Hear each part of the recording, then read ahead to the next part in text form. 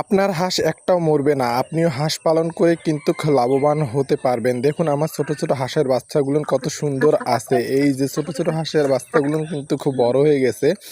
আমি এগুলোকে প্রতিনিয়তই যত্ন করি আর ওষুধ খাওয়াই। ওষুধ হচ্ছে গিয়ে আমার সজনার পাতা আর পেঁপের পাতা, এগুলোকে কেটে কেটে খাওয়াবেন সপ্তাহে একদিন।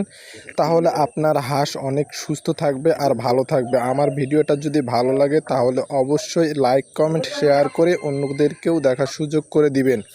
আপনিও করতে পারবেন আপনার বাড়িতে হাঁস পালন। তবে কেন দেরি করছেন? এখনই শুরু করুন। অল্প করে হাঁস পালন করলে আপনিও লাভবান হতে পারবেন। আপনাকে আর চাকরি করতে হবে না। ছোট ছোট স্বপ্নই কিন্তু একদিন বড় স্বপ্নই পরিণত হয়। তবে কেন দেরি করছেন? আজ থেকেই আপনি হাঁস পালন করা শুরু করুন। দেখুন আমি আমার হাঁসকে কি পরিমাণকে খাদ্য দেই।